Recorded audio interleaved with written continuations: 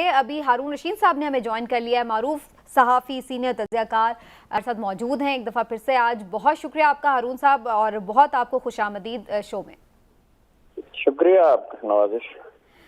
हारून साहब, काफ़ी हम देख रहे हैं कि मुल्क में इस वक्त टेम्परेचर ज़्यादा है, बड़ी हिद्दत नज़र आ रही है, बयानात भी बड़े तुंदो तेज़ हैं।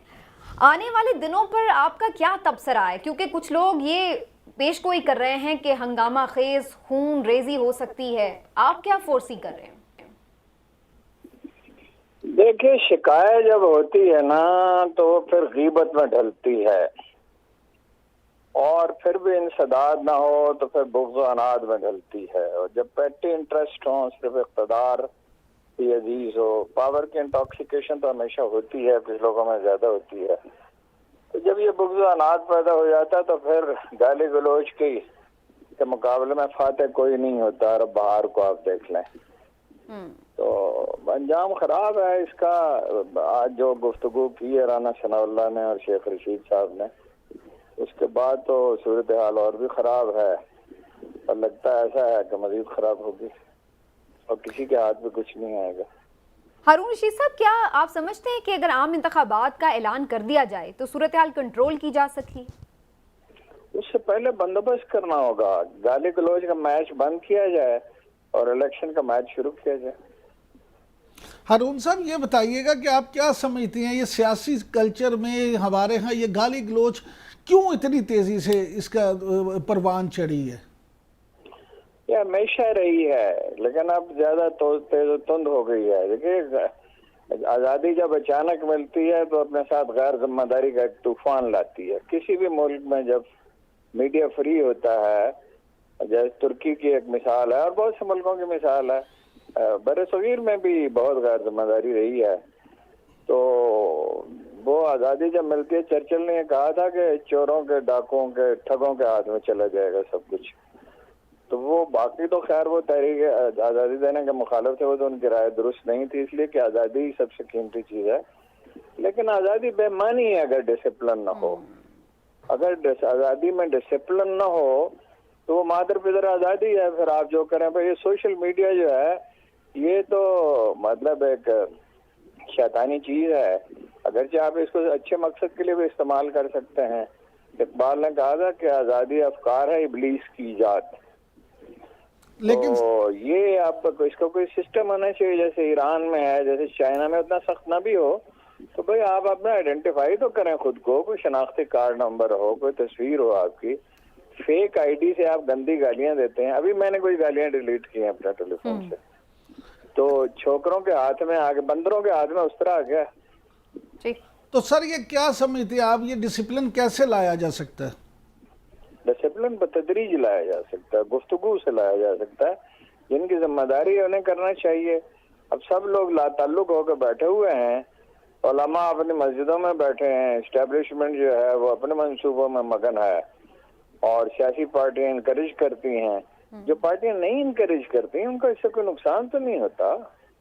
देखिए, इसका आखिरी अंजाम तो खराब होता है। ये आपने कभी गौर किया कि फिल्म इंडस्ट्री क्यों तबाह हुई? वो एक गंडासे के गिर्द घूमने लगी इंतहा पसंद किरदारों के, और आखिर में अचानक वो बैठ गई। यही सब गालियां देने वालों का अंजाम होता है। एमकेएम का क्या हुआ? औरत की तरह है वो। ठीक। अच्छा हारून रशीद साहब, पिछले तशद्दुद का शद से ज्यादा तशद्दुद वही करते हैं ना। सारा मीडिया यरगमाल था, हुकूमतें यरगमाल थी। मुझे याद है कि जब मुंबई का हादसा हुआ और उसके बाद अगले हफ्ते कराची में 50 आदमी कत्ल हो गए, तो मैंने जिम्मेदार आदमी से, जिसके पास सबसे ज्यादा इंफॉर्मेशन हो सकती थी, उनसे पूछा कि ये किसने किया? क्या इंडिया ने किया? उन्होंने कहा एमकेएम ने किया। ये नहीं, एडमिनिस्ट्रेशन भी बेबस थी, एस्टेब्लिशमेंट भी बेबस थी। लेकिन फिर आखिर में क्या हुआ? आखिर में उसमें पागलपन सवार हो गया। तो उस पागलपन का नतीजा आप देख रहे हैं कि क्या हुआ। ठीक। अच्छा हारून रशीद साहब, गुज़श्ता दिनों आपकी इमरान खान साहब से मुलाकात भी हुई, बड़े से बात, थोड़ा मैं ज़रूर जानना चाहूँगी कि आपकी मुलाकात कैसी रही, और ये भी कि उनके माइंड में इस वक्त क्या चल रहा है हिकमत अमली स्ट्रेटजी के हिसाब से, क्योंकि लॉन्ग मार्चेस पहले भी हुए लेकिन हमने देखा नहीं कि मतलूबा हदफ पूरे हुए हों। तो क्या उन्हें महसूस होता है कि लॉन्ग मार्च करके वो इलेक्शन का अनाउंसमेंट ले लेंगे? नहीं, मेरी पहली मुलाकात नहीं थी, पहले भी हुई, टेलीफोन भी आते जाते रहे, मैसेजेस भी आते जाते रहे। मुलाकात मेरी हमेशा उनकी खुशगवार ही होती है, जाहिर है, वो पुराना ताल्लुक है उनसे, और वो कोई बायसा तो नहीं होता। वो उनका ख्याल ये है कि वो दबाव बढ़ा लेंगे। एक तो उनका ख्याल ये है कि सब लोग उनके खिलाफ मुत्तहिद है, यानी पावर स्ट्रक्चर सारा उनके खिलाफ है, अमेरिका भी उनके खिलाफ है। और लेकिन दूसरी तरफ वो ये समझते हैं कि उनकी पॉपुलैरिटी बहुत बढ़ गई है और वो कॉन्फिडेंट है और उनका ख्याल है कि बहुत लोग जमा हो जाएंगे। मेरा ये ख्याल है कि वो अपनी पावर तो इस्टेब्लिश कर चुके हैं, अपनी पॉपुलैरिटी को 10 गुना ज्यादा बड़े जलसे वो कर रहे हैं। अब उन्हें चीजों को इलेक्शन की तरफ ले जाना चाहिए, मैंने उनसे कहा, और ये कहा कि कभी मीडिया के साथ आपके ताल्लुकात ठीक नहीं रहे, आपने कभी इसके लिए मौजूद आदमी मुकर्रर नहीं किए। उन्होंने फिर पूछा भी कोई आदमी नाम बताएं आप, मैंने कहा मैं क्यों बताऊं, नाम बताएं, मैं ऑफ हैंड, अगर मुझे तजवीज भी करना, फर्ज कीजिए मशवरा देना भी, तो ऑफ हैंड तो नहीं दे सकता। तो मैंने नाम लेके मुख्तलिफ लोगों का कहा कि ये फॉल्ट है, मीडिया के साथ आपके खुशगवार मरासम होने चाहिए और आपको दलील से बात करनी चाहिए। ये जो लोगों को धमकाना है और मारना पीटना है और करेक्टर असोसिएशन करना, ये कौन सी स्ट्रेटेजी है? इस पर उन्होंने एग्री किया। वैसे उन्होंने कहा कि कोई मौजूद आदमी चाहिए इसके लिए, और बाकी वो तो उनके टारगेट तो इलेक्शन ही है।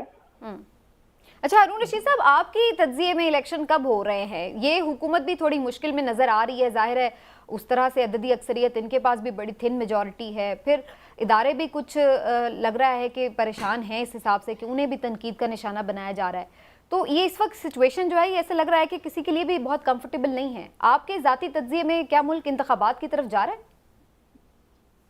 देखिए, लॉर्ड मॉन्टगोमरी पड़े हुए थे सहरा में, तो उनका जो था यानी अर्दली, फौज में तो अर्दली होता है, उससे लोगों ने कहा कि जनरल मॉन्टगोमरी से पूछिएगा किसी वक्त जब उनका मूड खुशगवार हो, नहीं जनरल रोमेल सॉरी, जब उनका मूड खुशगवार हो तो उनसे पूछिएगा ये जंग कब खत्म होगी, ये जलील जंग कब खत्म होगी। तो एक दिन उसने देखा कि मूड बड़ा अच्छा है, खा पी रहे हैं और चहक रहे हैं, तो सडनली जनरल रोमेल ने अपने अदली से पूछा तुम्हारा क्या ख्याल है ये जलील जंग कब बंद होगी? तो ये अगर आप इस सवाल का जवाब कोई मुझे दे दे तो मैं उसे 5 लाख रुपए इनाम देने के लिए। एक फ्लूइड सिचुएशन है, इसमें क्या कहा जा सकता है? अगर प्रेशर बढ़ गया, लेकिन सिर्फ प्रेशर से नहीं, गुफ्तगू बंद नहीं करनी चाहिए। कायद-ए-आज़म का तर्ज सियासत नहीं है। बड़े सगीर की सियासत में कायद-ए-आज़म से बड़ा सियासतदान पैदा नहीं हुआ। मेरा जो ख्याल ये है पिछले 300 साल में ऐसा कोई सियासतदान नहीं आया। तो अच्छा, वो मुज़ाकरात भी जारी रखते थे, दबाव भी बढ़ाते रहते थे, जितनी बात मान ली जाती थी मनवा लेते थे, बाकी वो आगे दबाव बरकरार रखते थे और दलील से बात करते थे और गाली देने वालों को जवाब नहीं देते, मैनेजमेंट नहीं करते थे। 2-1 वाकयात हैं कि उन्होंने एक दफा लॉर्ड वेवल के साथ सख्त गुफ्तगू की, उठ के चले गए, एक आध दफा गांधी के बारे में सख्त रिमार्क्स दिए, एक दफा अब्दुल कलाम आजाद के बारे, वरना आम तौर पे वो अवॉइड करते थे। पूरी जिंदगी में 2-4 वाकयात ही मिलेंगे, सिविलन में अगरचे वो सख्त है। तो यही जो है वो तर्ज सियासत होना चाहिए। और देखो, कौम का अगर अखलाक ही तबाह हो जाएगा, सारे लोग एक दूसरे को गालियां दे रहे होंगे और असैसिनेशन कर रहे होंगे, तो जमहूरियत आ भी जाए, वक्ती तौर पे स्टेबिलिटी भी हो जाए, तो उसका क्या होगा अगर माशरा अखलाकी तौर पर तबाह हो गया तो? अच्छा हारून साहब, पहली बात तो ये कि इसका जवाब देने पे आप 5 लाख रहने दें, अच्छा सवाल करने पे सबीना को 2.5 लाख दे दें। दूसरा ये बताएं, आप इस्टेब्लिशमेंट को भी जानते हैं, उनसे मुरासम भी हैं और मियाँ शहबाज शरीफ की सियासत को भी अच्छी तरह समझते हैं।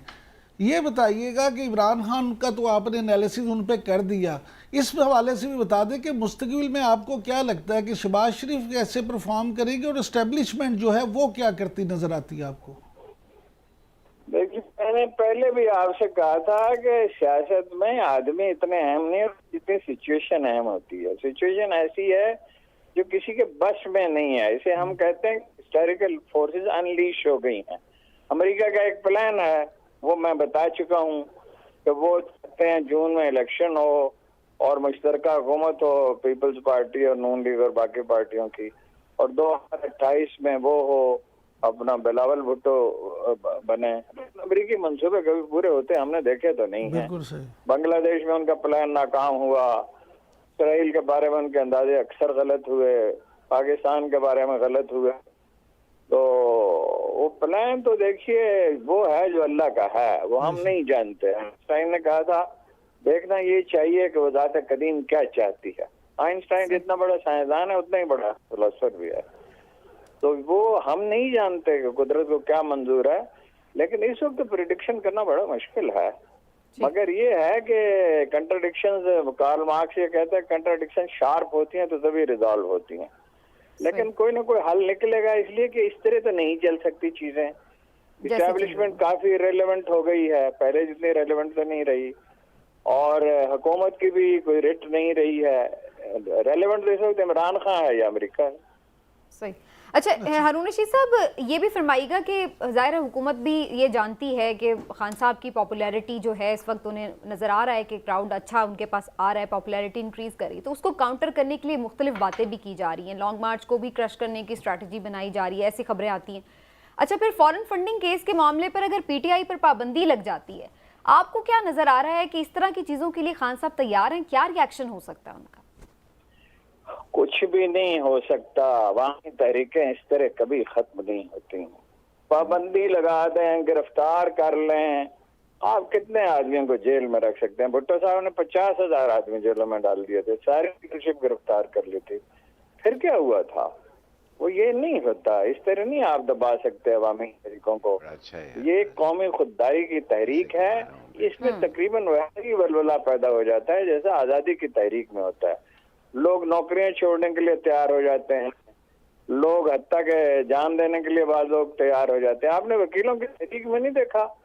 वकील तो पैसे कभी छोड़ते ही नहीं है। मेजॉरिटी की बात कर रहा हूँ, मुंशी नहीं छोड़ते, उनके वकील छोड़ते हैं। और 2 साल वकील बेरोजगार रहे और उन्होंने इसको बर्दाश्त किया। जब ठन जाती है तो लोग और तरह से सोचने लगते हैं। सही। अच्छा हारून रशीद साहब, एक चीज़ पे मैं आपका और तबसरा चाहूँगी। आपने आज ट्वीट भी किया इस हवाले से, शाहिद आफरीदी ने कुछ इमरान खान साहब पे तनकीद की, तो सोशल मीडिया के लोगों ने भी उन्हें आड़े हाथों ले लिया, बड़ी उन पे तनकीद हुई, कुछ लोगों ने ज़ाहिर उनके हक की भी बात की। आज आपने भी बड़ा इंटरेस्टिंग ट्वीट किया और आपने तो ये भी उसमें लिखा कि आपने इमरान खान साहब को ये मशवरा दिया था कि शाहिद खान आफरीदी को शामिल कर लें PTI में। थोड़ा इस पे भी बताएं, क्या तनकीद करना खान साहब पे मना है जो इतना उन्हें ट्रोल किया गया, और फिर आपके मशवरे की क्या हकीकत? बिल्कुल नहीं। अगर देखिए ना, खान साहब ये कहते थे, जब मैंने उनसे कहा, 1-2 बार कहा कि ये कराची और लाहौर और पेशावर से बेहक वक्त जीत सकता है, कम से कम 3 जगहों से, और शायद पिंडी से भी। तो उन्होंने कहा बहुत सादा लव आदमी है, तो उन्होंने इस पे कोई गौर करा, और वो क्रिकेट खेल रहा है। मैंने कहा बल्कि कितने क्रिकेट बाकी है, पुरानी बात है वैसे अगरचे, तो वो हेल्पफुल हो सकता है। वो तो खैर एक आइडिया था जो मैच्योर नहीं हो सका। लेकिन अफरीदी से ये कहने की बजाय कि तुम 0 पे आउट हो जाते थे और तुमने क्रिकेट को बर्बाद कर दिया और तुम शहबाज शरीफ से मिले, अगर उसकी बजाय उनसे ये कहते कि अफरीदी साहब आप हमारे हीरो हैं, 5 करोड़ रुपए क्या होते हैं, आपको 5 करोड़ रुपए भी चाहिए हो वेलफेयर प्रोजेक्ट के लिए, कौम की खिदमत के लिए, तो कौम आपको करने के लिए तैयार है। देखिए, मैंने खान साहब को इस पर कायल किया था जब इंडियन अदाकार आते थे शौकत में, तो मैंने उस पर लिखा, उसमें जाहिर है वो नाखुश थे, बहुत सख्त कालों लिखा। उन्होंने कहा तुम इस पे कंपेन चलाओगे? मैंने कहा हाँ मैं इस पे कंपेन चलाऊंगा। तो उन्होंने कहा क्यों? मैंने कहा ये कौम आपको 1 करोड़ रुपए दे सकती है तो 2-3 करोड़ रुपए और नहीं दे सकती। तो कायल हो गए थे, और इसके बाद कभी नहीं बुलाया गया। आप बात करने का कोई सलीका होता है। वो आफरीदी जो है वो एक हीरो है, एक लीजेंड है, वो बहुत सादा सा आदमी है, खिलाड़ी ऐसे ही होते हैं। तो आप उसकी इमरान खान से इख्तलाफ करना क्या जुर्म है, और शहबाज शरीफ से राब्ता क्या जुर्म है? वो बेचारा पेचीदा चीजों को थोड़ी समझता है, उसे कोई अंदाजा भी नहीं होगा कि ये नतीजा निकलेगा। सलूक उनके साथ नहीं करना चाहिए। जब आप लोगों के साथ ये सलूक करेंगे तो वो भी आपके साथ यही सलूक करेंगे। अच्छा हारून रशीद साहब, आपने अभी फरमाया कि इमरान खान साहब से आपकी मुलाकात जब हुई तो आपने एक तो मीडिया के हवाले से उनको बताया कि खराबी है, तो क्या उन्होंने भी अपनी कारकर्दगी के हवाले से या अपनी कोई ऐसी खराबियों के हवाले से बात की कि अगर दोबारा उन्हें मौका मिला तो वो जो चीज़ नहीं दोहराएंगे? उन्होंने इस पर जोर दिया कि मैं अब नजरियाती लोगों को दूंगा। मैंने वो मुमकिन नहीं है। वैसे जाहिर है इस दफा ज्यादा वर्करों को उम्मीद है कि वो करेंगे। फंड्स का भी मसला नहीं होगा, लोग डोनेशन देने के लिए तैयार हैं। अभी कुछ लोग आए हुए थे नारंग मंडी से, देहात के लोग, तो वो ये कह रहे थे कि हमारे तो सब लोग जो नाखुश वापस आ गए हैं, और मुकाबला अगरचे अब भी सख्त होगा, उस इलाके अपने इलाके की बात कर रहे थे, लेकिन ये हमारे लोग बड़े पुरजोश हैं, देहात में किसान खुश हैं। इस दफा अगरचे गंदम की फसल जरा मुतासर हुई है, लेकिन ओवरऑल फसलें अच्छी हुई हैं। तो मेरा ख्याल है कि वो फंड्स का मसला होगा उनके लिए, उम्मीदवारों में भी वो अपना ज्यादा रिस्क ले सकते हैं। जैसे आप कई मैच के जीतने के यकीन हो तो आप एक दो नए शामिल कर लेते हैं, मगर मैंने उनसे कहा दो चीजें, एक लॉयल्टी और एक ये है कि वो आदमी जीत भी सकता हो। कायदे-आज़म का मेथड ये है। और उन्होंने कहा मैं खुद टिकट दूंगा। मैंने कहा आप क्या टिकट देंगे, टिकट कमेटी को देनी चाहिए और आप फाइनल अप्रूवल दें उसकी। और ये है कि सिफारिश इसमें बिल्कुल नहीं होनी चाहिए, चाहे कोई भी हो, ना आप किसी की सिफारिश करें ना आपके पार्टी लीडर कोई सिफारिश करें।